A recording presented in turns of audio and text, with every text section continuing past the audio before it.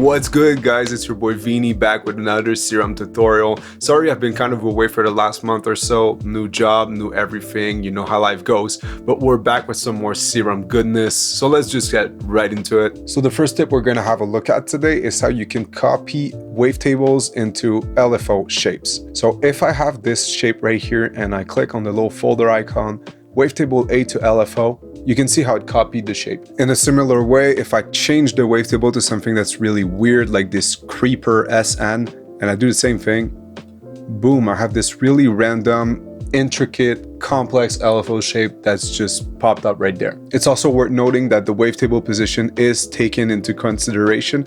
If I click again, you can see it changed the shape. So that's really cool. You can mess around with this to get some really weird shapes. Another thing worth noting, and this is it's a bummer, if you change the warp mode, for example, let's go flip and move it around, Wavetable 8, it doesn't take into consideration the warp mode. So you could access some really cool stuff like the PWM right here. Unfortunately, that's not a thing right now, but I did request it to official Serum support. See if you can make this do any like fucked up things it's not supposed to do, and you just like drop it on the desk.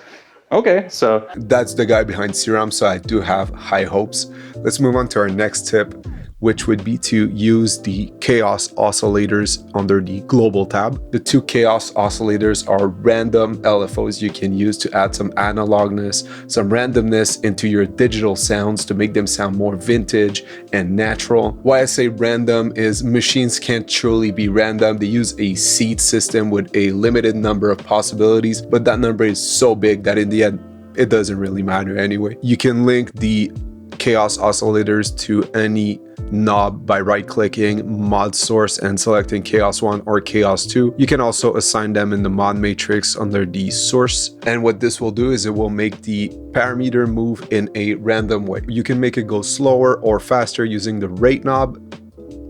Go super fast, or it moves super slow, which can be used for like tape effects. You know how the tape slowly moves, pitch of the sound. Well, this can be achieved with this setting. You can sync it to BPM using this little switch right here. I have 1 bar selected. You can see when the bar resets in FL Studio, there's a change in the modulation. Since it's random, this effect doesn't really carry a rhythm, but it'll make it a little bit more rhythmic, if that makes sense. The mono knob is actually super helpful. What it does is if we're moving the detune of multiple voices at the same time, if we hit mono, they will all move as one, being affected by the chaos.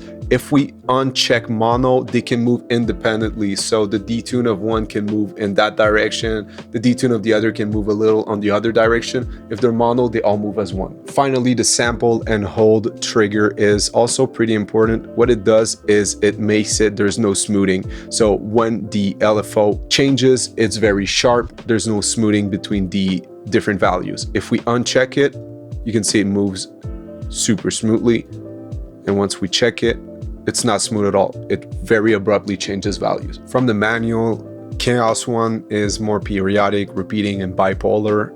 Chaos 2 offers a more chaotically restarting sound character. So whatever that means, it means that the two don't behave in the same way. So you can have a better effect if you're using 1 instead of 2 or 2 instead of 1 in different scenarios. Just want to say a big thank you to everybody that made it this far into the video. Here's Jessica, Alba, and Friend to help you celebrate, and also make sure you are subscribed to the channel. For the third tip of the day, we're going to be looking at another source of random modulation. This time we'll be using noise or audio to trigger modulation. In order to do this, simply activate the noise oscillator and pick a noise source. In this case, it can be the analog, I don't know, man, organ noise. Let's have a listen to what the noise sounds like.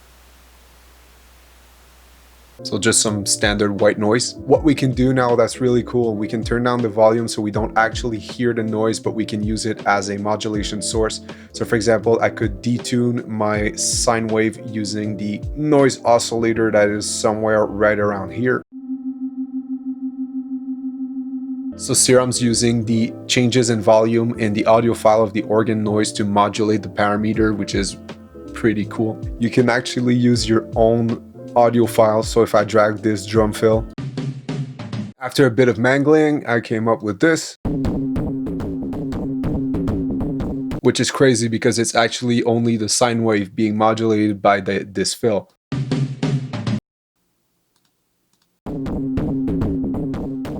So many possibilities, man. Last tip, but not the least, is just to tell you, go subscribe to the official Expert Discord.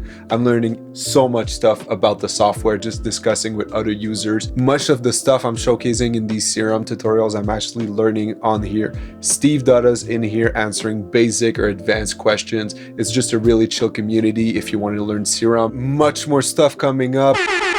New version of FL Studio is insane. I'll be reviewing all the changes I think are important, especially audio recording. Stay tuned, guys. This is coming right up. Peace.